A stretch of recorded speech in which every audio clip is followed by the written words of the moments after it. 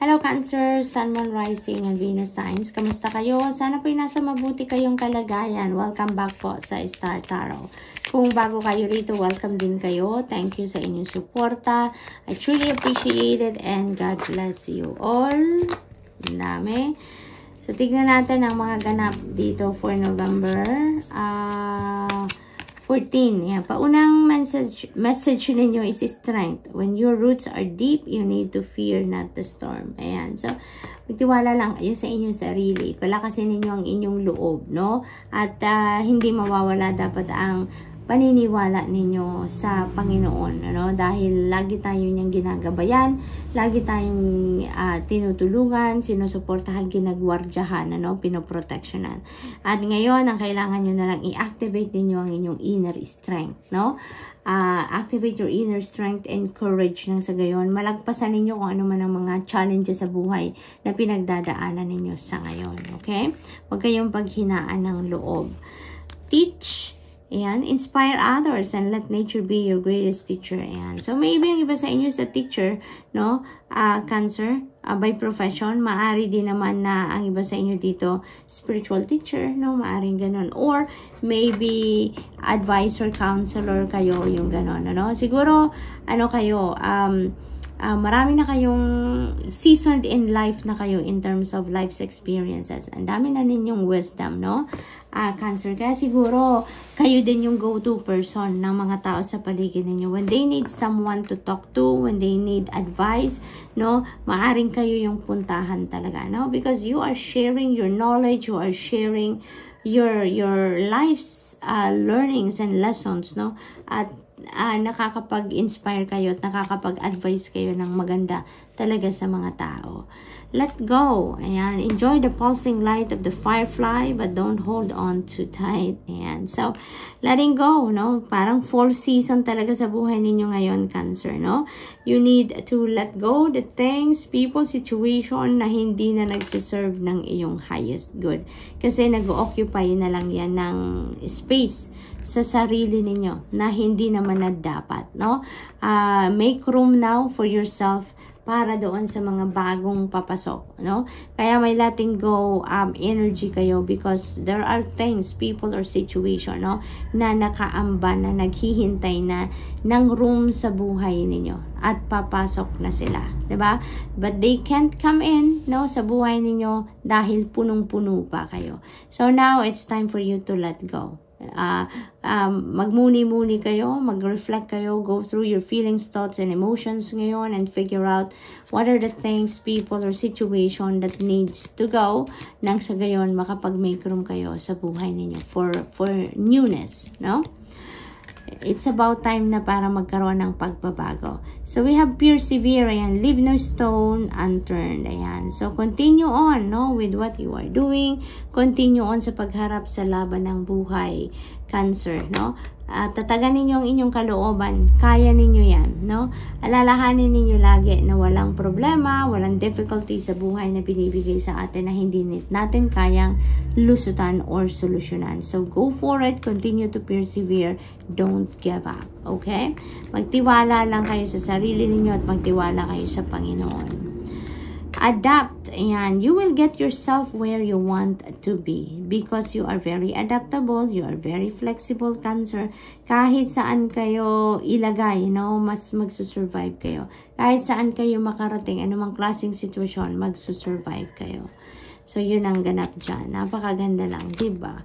Courage, yan. We have courage, we have strength. So, feels like dito, Cancer, may sitwasyon kayo na kailangan nyo talaga yan. Kailangan nyo ng courage and inner strength talaga ngayon, no? Maaari din na yung strength na yan is physical strength din, no? Maaring magbabalik na din ang inyong physical strength around this time. Maaring may pinagdaanan kayong sakit at babalik na, no? Magkakaroon na siguro kayo ng healing ngayon, kaya may babalik nyo na din. Mariregain nyo na ang inyong physical strength. Maaari din ganon. So, good luck and that's all I have for you for today. I hope nakatulong ang mga mensaheng ito in some way. Thank you for watching. Love and light. Namaste. Hello, Scorpio, Sun, Moon, Rising, and Venus signs. Kamusta po kayo? Sana po nasa mabuti kayong kalagayan. Welcome back po sa Star Tarot. Kung bago kayo dito, welcome din kayo. Thank you sa inyong support. I truly appreciate it. And God bless you all. Tingnan natin ang mga messages ninyo for November 14 po. Scorpio, we have risk. Learn to grow wherever you are planted. Ayan. So, you are taking risk sa ngayon. You are going to spread your wings and fly, no? Hindi na kayo dito magsasata lang sa kung ano ang comfort ninyo, kung saan kayo komportable, kung saan kayo nasanay. Ngayon, you are thinking of taking risk, you are thinking of taking the leap of faith. Ngayon, maybe you are going to try ngayon to find a different avenue where you are going to grow, where there is going to be an advancement, diba? Yung mag-i-evolve kayo into the best version of yourself. So, maaaring yun ngayon ang gagawin ninyo. Yun ngayon ang plano ninyo, no? Scorpio, so that's good. Forbearance, do not be deterred by the thorn amidst the roses. Ayan. Kahit ano man ang pinagdadaanan ninyo, no? Kahit anumang hirap, kahit anumang challenges na pinagdadaanan ninyo, just continue on your journey. Huwag kayong sumuko, no? Normal yan sa atin, no? Nasa along our life's journey, meron tayong nararanasan ng mga life's hiccups, may mga challenges tayong na nararanasan. It's because, magbibigay yan sa atin ng lesson, magbibigay yan sa atin ng wisdom, no? There is purpose for everything, no? And yun ang purpose. Kaya, magtuloy-tuloy lang kayo. Wag lang kayong mawala ng pag-asa, okay? So, we have transform, emerge with beauty and grace from your cocoon. Ayan. So, talaga mag-i-evolve kayo dito, Scorpio. Maaring yung mga challenges na to, yun din ang magpupush din sa'yo para mag-improve din kayo. Yun din siguro ang magpupush sa inyo para magkaroon din kayo ng pagbabago on a spiritual level, on a personal level, wherein mas magiging mabuting tao kayo, mas magiging matatag kayo, mas magiging magaling kayo in some way, no, Scorpio? So, maaaring ganon ang ganap dito. So, what else?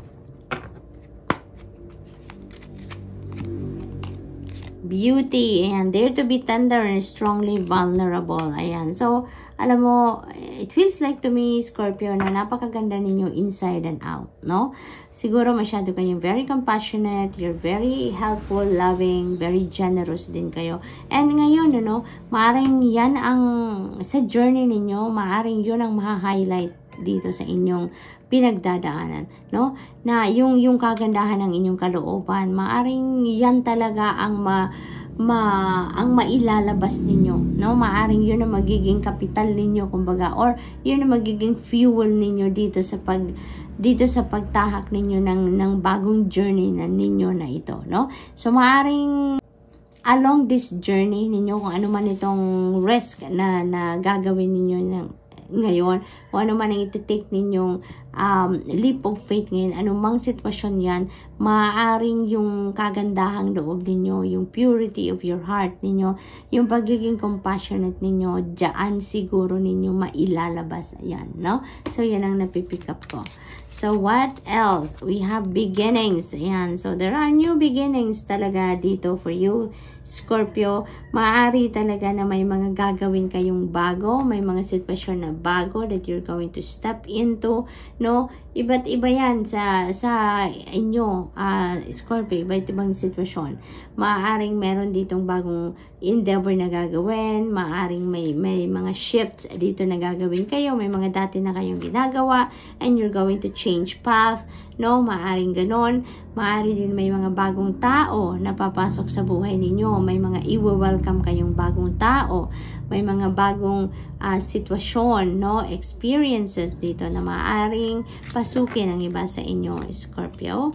Self-care, alagaan din ninyo ang inyong sarili. Sa lahat ng inyong ginagawa, sa lahat ng inyong mga pinagkakabisihan, huwag ninyong kakalimutan ang pag-aalaga sa inyong sarili.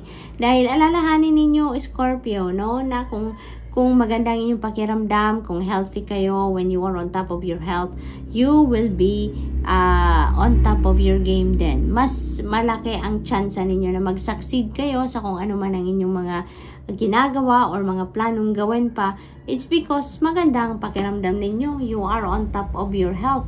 You will be more effective and efficient sa kung ano man ang inyong mga gagawin pa, 'di ba?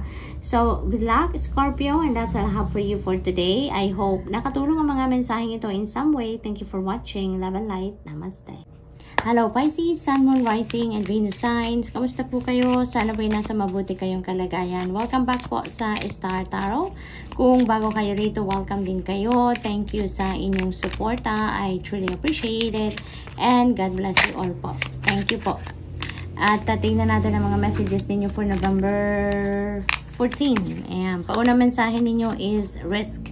Yan, learn to grow wherever you are planted. Ayan. So, maybe ang iba sa inyo ngayon, ano, parang siguro may nararamdaman kayo na it's about time na to take risk. It's about time to grow. It's about time to evolve, no? Maaaring ganon. Kaya naman, siguro may mga bagay kayo dito na in the past, maaaring natatakot kayong gawin or may mga sitwasyon na natatakot kayong pasukin, subukan, yung mga ganon, ano? Pero ngayon, maybe, you know, magkakaroon na kayo ng lakas ng loob, no? Para subukan, no? Yung mga bagay na yon. Handa na kayong mag-take risk, handa kayong mag-take ng leap of faith, handa na kayong lumabas sa comfort zone ninyo, kumbaga, no? Pisces? So, that's really beautiful. We have clearing, make room for growth. Ayan. So, you know what? Handa na talaga kayong mag-evolve dito into the best version of yourself. No? Handa na kayo dito na pumasok sa ibang avenue naman. No? Nang sa gayon, mag-grow na kayo, mag-thrive kayo as a person. Yung mga ganon, no? So, feeling ko meron na kayong room dito para sa sarili ninyo na para naman ma-improve ninyo ang inyong sarili, no? Yung mga ganun ba? Maaring ang ano ninyo dito, ang focus ninyo is personal growth, no? Yun ang akin na pipick up for some of you. Maaari din na may mga gagawin kayo ditong pag-release, no? Pag-release, pag-clear ng kung ano man yung mga bagay, sitwasyon, or even tao, no? Na hindi naman talaga nagsuserve ng iyong highest good na, no? Anymore. Maaring hindi nagsusupport ng iyong soul's growth ito, kumbaga. Kaya maaring may tatanggalin na din kayo sa buhay ninyo. Magre-release kayo ng something or someone dito so that you can make room, no? For newness, no? So that makasubo kayo ng mga bagong sitwasyon, bagong experiences, and even bagong tao, no? Na dumating sa buhay ninyo. So, what else? We have growth. Ayan, Pisces, the tallest oak tree once started as a seedling. Don't be afraid to start something new. So, definitely, no? You are on the road to starting fresh, no? Sa ibang parte ng buhay ninyo. No? Talagang handa na kayo dito sa pagpasok sa bagong sitwasyon sa buhay ninyo. Bagong experience, no? You are heading towards pag-i-evolve, kumbaga, no? So that's really beautiful. Time for change, no? Ika nga, time for change.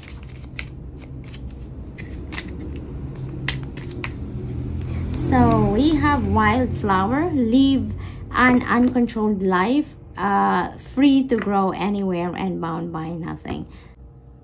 Ang nag-pick up ko dito, Pisces, maaring ang iba sa inyo, no, nanggagaling kayo sa sitwasyon din na maaring your life is being run by someone else, no, or maaring your life is being influenced mostly by a situation. Yung parang hindi kayo nakakapag-decision siguro para sa sarili ninyo, no? Maaring hindi kayo makapangyarihan over yourself, yung ganun ba? Kaya ngayon parang may energy shift din dito, no, sa inyo. So maaaring maglalakas ng loob din kayo dito na bawiin na ang inyong kapangyarihan over yourself. Maaring ngayon magkakaroon na kayo ng lakas ng loob na magdesisyon na kayo para sa sarili ninyo, no? Parang magiging na kayo, independent na kayo. Sa ngayon, maaring you're going to break away from that restrictions na imposed ng ibang tao sa inyo, no? So that's really good. Radiance, keep your head held high and follow the sun. Ayan. So talagang kikinang na kayo ngayon, Pisces, no? Lalabas na ngayon ang inyong radiance dito, yung sarili ninyong liwanag, talagang kung dati parang nakadim siya, no? Nakadim siya dahil mari talaga na restricted kayo by people around you, restricted kayo by a situation, you know, maraming nagko-control sa inyo, maraming nagpe-prevent sa'yo, no, from doing whatever you want to do, or nagpe-prevent sa'yo para maging ikaw, no, maging malaya bilang ikaw, yung ganon, na magawa ninyo, or ma-experience ninyo yung mga gusto ninyong ma-experience or gawin, diba? But now, you know, magliliwanag na ang inyong sariling ilaw. Kaya naman ngayon, mababalot na ng liwanag, no? Ng radiance ang mga dark circumstances sa buhay ninyo. You are reclaiming your power, you are reclaiming your freedom ngayon. Yung ganun ba? Kaya, ano na kayo, you're going to shine. It's time for you to shine na ngayon, no? So, Pisces, it's really a big tagumpay, no? Para sa inyo. Kasi, ngayon, may ano na kayo, may, kumbaga, nabawi nyo na ang kapangyarihan over yourself. Kaya, you can choose life na in your own terms na ngayon. Magagawa nyo na magdesisyon para sa sarili ninyo. Magagawa nyo na kung ano yung mga gusto ninyo talaga, na yung mga bagay na according to your will, no? Magagawa nyo na ang mga yan sa ngayon. So, that's really good. Opportunity, and there's no use looking for luck. It arrives at unexpected times. Yeah, when it's meant to happen talaga, it will happen, diba? When divine timing comes, talagang mangyayari ang dapat mangyari, diba? So, divine timing nga, is never late and never early. Talagang dadating yan sa saktong pagkakataon, ano? And maybe these opportunities, you know, it's meant to, to come na sa buhay ninyo. Maaring sa iba't ibang parte yan ng buhay ninyo, no? An opportunity ngayon, dumating na siguro, or dadating na para mabawi nyo na ang kapangyarihan over yourself. Yung opportunity dito to grow, an opportunity for advancement, an opportunity to express yourself, no, Pisces? At kung ano-ano pang maaring opportunity ang dadating sa buhay ninyo, no? Kumbaga parang ito na yung right timing, no? Perfect timing for those things. So, good luck, and that's all I have for you for today. I hope nakatulong ang mga mensaheng ito in some way. Thank you for watching. Love and light. Namaste.